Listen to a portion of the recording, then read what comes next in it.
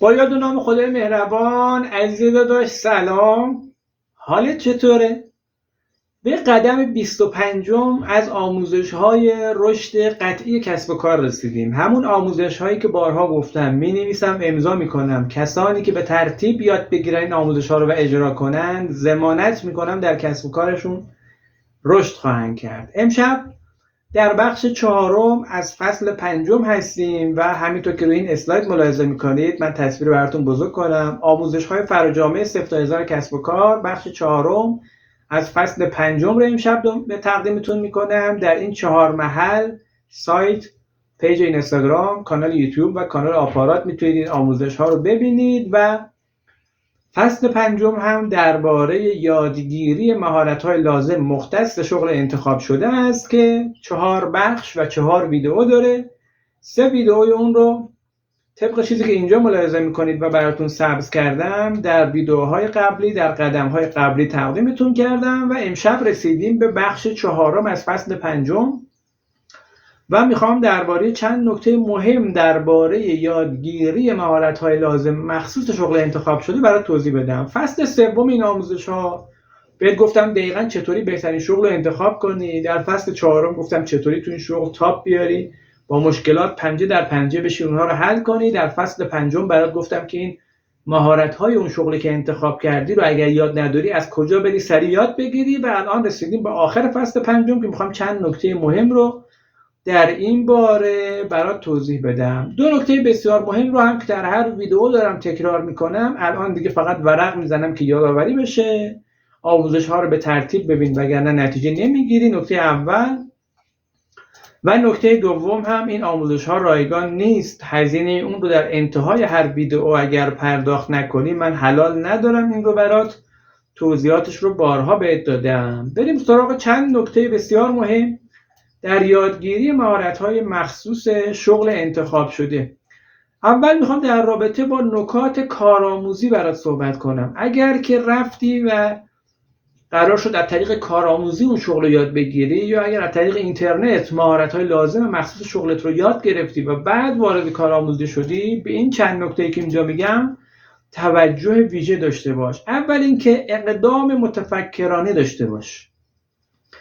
بعضی رو دیدی یه آدمای چی بگم، یه شخصیت خاصی داره، یه اخلاق خاصی داره، رفته میخواد بره از طریق کسب و کارش به دنیا و آخرتش به بهترین نحو برسه، به تمامی آرزوهاش برسه و میخواد این مسیر رو از طریق مسیر رشد کسب و کار بره، میخواد به درآمد و ثروت عالی از طریق کسب و کارش برسه. ولی یه شخصیتی داره الان که میخواد بره چیزی یاد بگیره پیش اوستاکار، گردنش هم تو اصطلاحاً راسته و هیچ واکنش مثبت و پایینی رو نداره. اگر لازمه، اینجا نوشتم، به هدف خودت فکر کن. اگر لازمه برو جارو کشی کن فعلا و کارآموزی کن و کار یاد بگیر.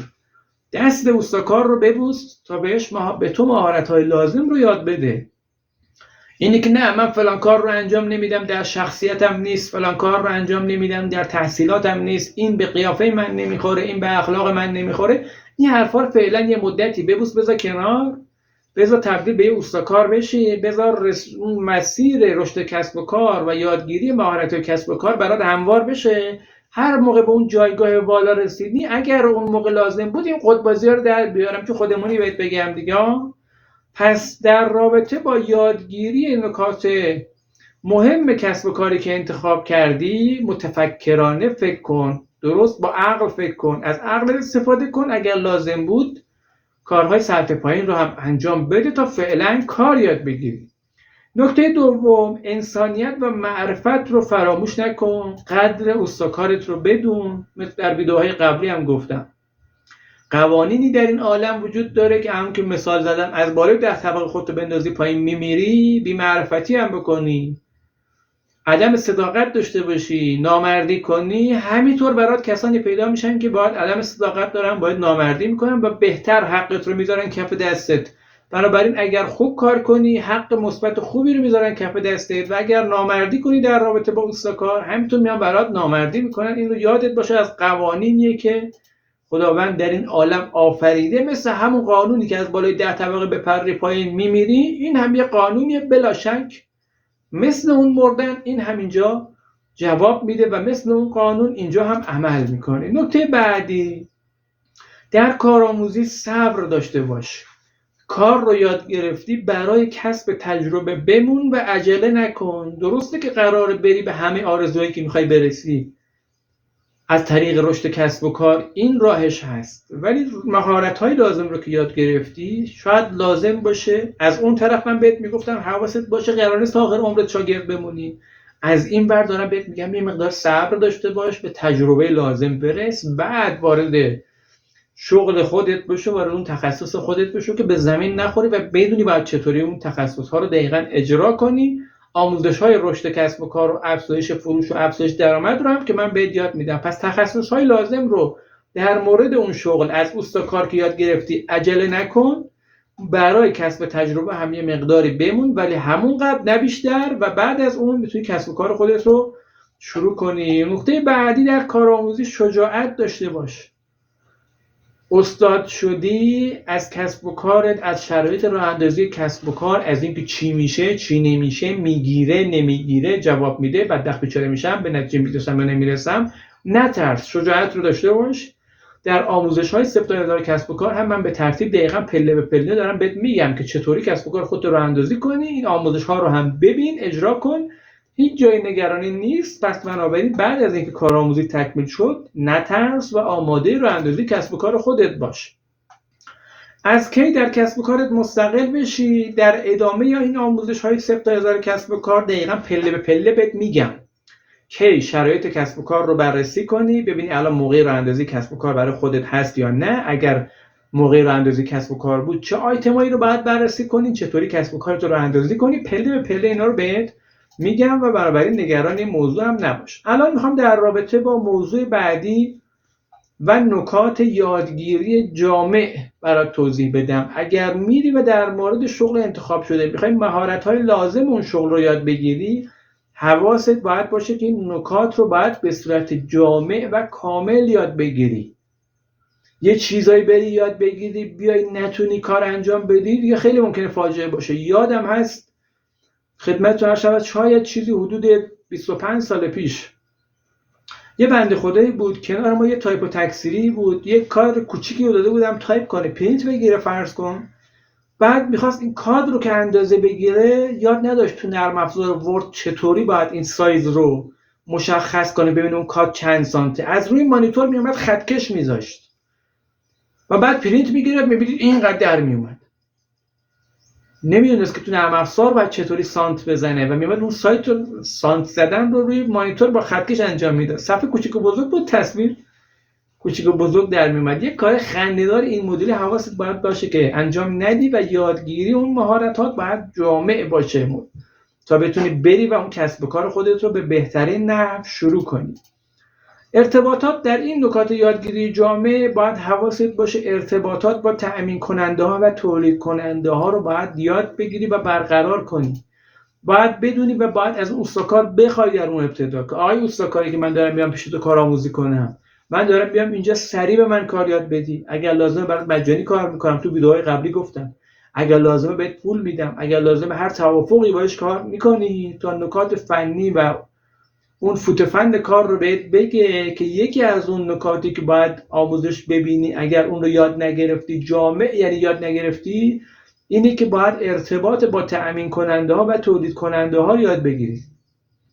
مثلا اگر رفتی تو کار تولید مانتو هستی و داری از اوستاکار خیاطی یاد میگیری، باید بفهمی و یاد بگیری. باید اوستاکار بهت بگه که این پارچه ها رو از کجا میره توپی و کلی میخره، تأمین کننده این پارچه ها برای این اوستاکار کیه. تو وقتی رفتی اوستاکار شدی اومدی بیرون کارگاه خیاطی خودتو خواستی بزنی، نری پارچه متری بخری 10 برابر بعد گرونتر در بیاد، مانتو کلی گرونتر در بیاد، هیچ کی حتی نخره. پس بنابراین اگر میخوای جامعه یاد بگیری، یکی از نکاتی که باید حواست باشه ارتباط با تأمین کننده ها و تولید کننده ها رو باید از اوستاکار بخوای و در قرارداد و در صحبتات باید داشته باشی که بهت بگه. راه‌های کم کردن قیمت تمام شده رو باید از اوستاکار یاد بگیری. در اون کاری که داری اجرا میکنی، اوستاکار از کجا میره پارچه میخره؟ که قیمت اون مانتو رو اینقدر پایین داره میزنه که بقیه نمیتونن. مستکار از کدوم وارد کننده میره این پارچه ها رو میخره. اینها و نکات دیگه ای که چطوری میه این الگوها رو تو هم میچینه که مقدار پرت پارچه کم میشه. به عنوان مثال این نمونه خیاطی رو دارم مثال میزنم. و در شغل خودت و در کسب و کار خودت ببین چطوری میشه اون قیمت تمام شده اون کالا یا خدمات رو بیاری پایین. اوستاکار چطوری میره این کار رو تعمیر میکنه، این یخچال رو تعمیر میکنه که میره مثلا با یه مبلغ پایینتر از بقیه همکاران میره سریعتر انجام میده برمیگرده. اینا چیزایی که باید یاد بگیری تا اون آموزشی که دیدی کامل و جامع باشه. پیدا کردن بازارهای بکر فروش رو اگر لازم بود باید از اوستاکار بپرسی، از جای دیگه تحقیق کنی، از اینترنت یاد بگیری، روش‌های بازاریابی آنلاینی که من در آموزش بعدی بهت میگم رو یاد بگیری. و به این ترتیب باید این موارد رو هم در مورد بازارهای فروش جدید، بازارهایی که سود بیشتری بهت میده، بازارهایی که مشتری بیشتری داره، این موارد رو هم باید یاد بگیری تا بتونی اطلاعات رو کامل کنی تا انشالله کسب و کار خودت رو که راه اندازی کردی بتونی به بهترین نه پرقدرت و عالی بتونی شروع کنی و انشالله در کسب و کار خودت به نتیجه برسی. حالا میخوام بریم و درباره نکات یادگیری سریع و عدم اتلاف وقت برات صحبت کنم. حواست باشه ما داریم درباره یادگیری مهارت‌های لازم مخصوص شغل انتخاب شده صحبت میکنیم. حواست باشه فراموش نکنی شما یک هدف بسیار مهم داری و اون اینه که این کسب و کار رو سریع یاد بگیری، بری کسب و کار خودت رو بزنی، مستقل بشی، چون میخوای به بهترین درآمدها و به بهترین اعتبارات تو بازار برسی، بیشترین مشتریان رو جذب کنی. پس بنابراین سرعت یادگیری شما و عدم اتلاف وقت نکته بسیار مهمیه. باید مدت و زمان مشخص برای آموزش داشته باشی. حالا برم ببینم چی شد، چی به چی شد، چشم به هم بزنی ببینی 5 سال گذشت هنوز شاگردی. اینجوری نباید باشه. مسیر یادگیری به محلی برای ماندن و شاگرد شدن تا سالها نباید تبدیل بشه. باید با آقای اوستاکار یا خانم اوستاکار توافق کنی در مدت زمان مشخص مهارت‌های لازم رو بهت بده، در مقابلش پول لازم رو بگیره، کار لازم رو تو براش مجانی کار کنی یا هر توافق دیگه کردی. باید زمان یادگیری تو مشخص باشه، محدود در محدودترین حالت خودش باشه، به شرطی که جامع باشه و همینطور تا سالها شاگرد باقی نمونی. باید فراموش نکنی همونطور که گفتم اومدی سریع کار رو یاد بگیری، بری دنبال اون اهداف والایی که داری. قرار شماره 1 کسب و کار خودت در بدترین حالت تو محله خودت بشی، تو منطقه خودت بشی، اگر نه تو شهر خودت وگرنه فراتر از اون حتی قراره که بشی. پس بنابراین اینکه سرعت یادگیری این آموزش ها چقدر باشه حواست باید به این نکات باشه. فراموش نکنی که اومدی سریع کار رو یاد بگیری، بری دنبال اون اهدافی که ما تو این دوره فراجامع داریم با همدیگه ترسیم میکنیم. و نکته بعدی میخوام درباره صحت و درستی آموزش ها و گمراه نشدن برات توضیح بدم، مخصوصا اگر قرار بود از اون 3 مرحله و از اون 3 منبع یادگیری آموزش ها که در ویدیوهای قبل گفتم بحث یادگیری از اینترنت رو پیگیری کنی و آموزش ها رو از اینترنت پیگیری کنی و یاد بگیری، صحت آموزش ها و درست بودن اونها و گمراه نشدن اهمیت زیادی پیدا میکنه. اگر آموزش های دانشگاهی و تحصیلی رو پیش گرفتی با توجه به شغلی که انتخاب کردی، قطعا نیاز به تجربه عملی داری. اگر از آموزش های اینترنتی استفاده کردی باید حواست باشه که از یک منبع موثق، از یک سایت معتبر، از یک فرد معتبر یه آموزش‌هایی رو ببینی که تو رو به بیراهه نبره، اشتباهی یه چیز رو اشتباه بهت یاد نده، بیشتر تو رو از مسیر موفقیت دور نکنه. و خدمتتون عرض شود که اگر که قرار بود حضوری بری کار یاد بگیری، کار آموزی‌های حضوری هم نیاز به استادکار به روز داره. مثلا شما نمیتونی بری طراحی سایت رو از یه فردی یاد بگیری که اطلاعاتش مال 5 سال پیشه. این یک فردیه که آموزش قدیمیه و ممکنه که امروز مطمئناً آموزش طراحی سایت 5 سال پیش به درد نمیخوره. پس بنابراین آموزش حضوری رو هم باید بری از استادکار به روز یاد بگیری. اینها نکات مهمی بود که در خدمتتون عرض شود که بخش 4 فصل 5 درباره یادگیری آموزش‌های مخصوص شغل انتخاب شده بهت گفتم. این نکات مهمی بود. یه بار دیگه برمیگردم روی اسلایدها درباره نکات کارآموزی. این نکات مهمی رو گفتم بهت حواست باشه. در مورد یادگیری جامع نکات رو بهت گفتم. در مورد اینکه وقتت رو تلف نکنی در حین این یادگیری‌ها بهت گفتم و در مورد صحت و درستی این آموزش‌ها برات توضیح دادم. تک تک اینا رو یادداشت کن، تو برنامه کار خودت بذار که بتونی انشالله این آموزش‌های فراجامعی که از اون استاد کار هم در مورد اون تخصص داری یاد میگیری رو به صورت جامع استخراج کنی که بتونی به یک استادکار واقعی تبدیل بشی و بتونی از طریق این آموزش‌هایی هم که من بهت میدم خیلی سریع مشتری‌ها رو بیشتر کنی و درآمدها رو افزایش بدی. به این ترتیب بخش 4 از فصل 5 آموزش‌های سفتاره‌زار کسب و کار که در مورد نکات مهم یادگیری مهارت‌های لازم مخصوص شغل انتخاب شده بود به پایان میرسه و یک نکته هم در مورد آموزش‌های مکمل میخوام بگم. آموزش‌های مکمل فصل 5 تا اینجا فصل 5 همونطور که پایین می‌بینی درباره یادگیری مهارت‌های شغل انتخاب شده بود. آموزش‌های لازم رو تا اینجا تقدیمت کردم. اگر هر زمان من به این نتیجه رسیدم که این آموزش‌های فصل 5 که درباره یادگیری مهارت‌های شغل انتخاب شده هست نیاز به آموزش دیگری داشت، آموزش اون رو هم ضبط خواهم کرد و بعد از اون در سایت 10000 کسب و کار و در سایر اون 4 محل دیگه قرار خواهم داد. ولی توی سایت 10000 کسب و کار میتونی آموزش‌ها رو چیدمان بهتری ازش ببینی. یعنی مثلا ممکنه ما تو فصل 10 باشیم، بیام از فصل 5 یه ویدیو اضافه کنم توی کانال تلگرام یا مثلا تو کانال یوتیوب یا آپارات یا تو پیج اینستاگرام ممکنه آموزش‌ها بعداً به ترتیب نبینی. مثلا مکمل فصل 5 رو بعد از فصل 10 ببینی. ولی اگر بیای تو سایت 10000 کسب و کار دقیقاً زیر آموزش‌های فصل 5 میتونی آموزش‌های مکمل رو هم ملاحظه کنی. پس تا اینجا آموزش‌های لازم رو برای یادگیری مهارت‌های شغل انتخاب شده در فصل 5 بهت گفتم. بعد از این اگر آموزشی لازم داشت در آینده اضافه خواهم کرد و در زیر فصل 5 داخل سایت اضافه می‌کنم. به این ترتیب فصل 5 به پایان میرسه با 4 بخش و خدمتتون عرض شود که میخوایم بریم در ویدئوی بعدی درباره آموزش‌های فصل 6 صحبت کنیم با هم دیگه و فصل 6 هم همینطور که روی این اسلاید ملاحظه میکنید درباره بررسی جوانب راه اندازی کسب و کاره. ما در فصل 3 بهترین شغل مخصوص خودمون رو انتخاب کردیم. در فصل 4 متوجه شدیم چطوری با مشکلات رشد کسب و کار برخورد کنیم.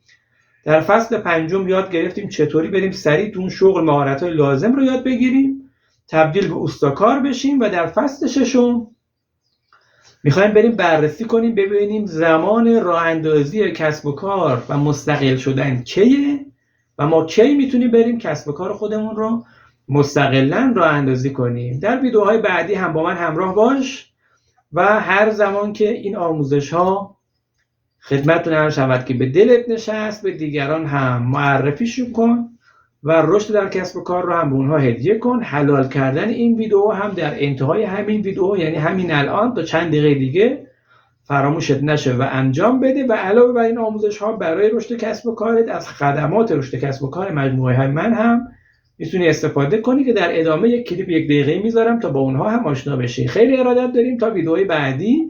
خدا نگهدار و شبتون بخیر. میدونی مجموعه های داداش رضا چه خدماتی میده؟ نه والا. بیایم براتون توضیح بدم. همگی گوش کنین چی میگم. توجه.